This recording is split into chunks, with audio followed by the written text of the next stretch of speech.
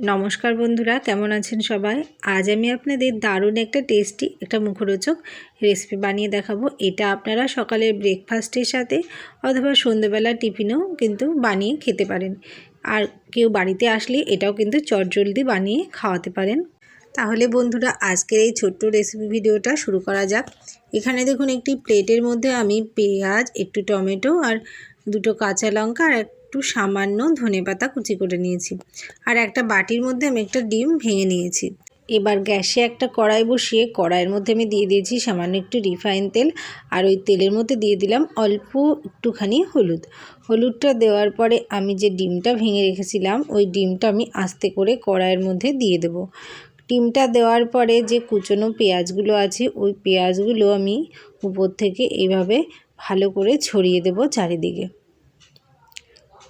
দেখুন, সব পেঁয়াজগুলো আমার দেওয়া হয়ে গেল। এবার আমি দিয়ে দিচ্ছি কাঁচা লঙ্কা কুচি। যারা কাঁচা লঙ্কা খেতে ভালোবাসেন না বা পছন্দ করেন না এতটা ঝাল, তারা সামান্য একটু গোলমরিচের গুঁড়োটাও দিয়ে নিতে পারেন। এবার আমি উপর থেকে ওই টমেটো কুচিগুলো দিয়ে দিচ্ছি। এই সময় কিন্তু গ্যাসের জোর একেবারেই লো ফ্লেমে রাখতে হবে, না হলে তলাটা পুড়ে যাবে আর ভালো লাগবে না। আর তারপর দিয়ে দিলাম কুচনো ধনেপাতাগুলো দেওয়ার পরে কিন্তু এইভাবে ঢেকে রাখতে হবে। আমি 1 মিনিট মতো ঢেকে রেখেছিলাম ঢাকনা দিয়ে। আর দেখুন, একটু ঢাকনাটা তুলে নিচ্ছি, তুলে নিয়ে একটু নেড়ে দেব। তারপর দেখে নেব যে ঠিকঠাকভাবে ভাজা হয়েছে কিনা। এটা কিন্তু এখন একটু নরম আছে, তাই আমি আবারও কিছুক্ষণ ঢেকে রেখেছিলাম।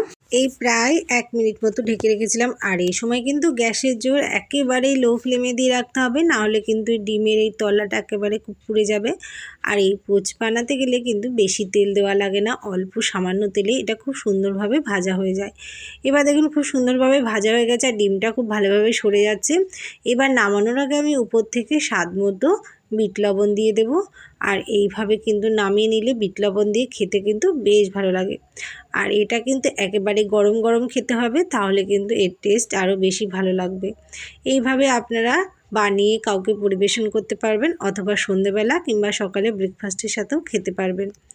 তাহলে বন্ধুরা, কেমন লাগলো আজকের আমার এই ডিম পোচের ভিডিওটা কমেন্ট করে অবশ্যই জানাবেন। যদি ভালো লেগে থাকে তাহলে প্লিজ একটা লাইক, কমেন্ট, শেয়ার করে পাশে থাকবেন। এইভাবে অল্প কিছু সবজি দিয়ে এই ডিম পোচির রেসিপিটা আপনারা অবশ্যই একবার বাড়িতে ট্রাই করে দেখবেন।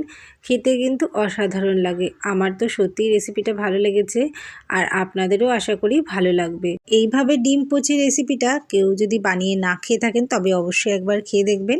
আর খেয়ে কেমন লাগলো আমাকে কিন্তু কমেন্ট বক্সে অবশ্যই জানাবেন। অসংখ্য ধন্যবাদ বন্ধুরা ভিডিওটা শেষ পর্যন্ত দেখার জন্য। সকলে ভালো থাকুন, সুস্থ থাকুন। আবার আসবো নতুন রেসিপি ভিডিও নিয়ে। ধন্যবাদ।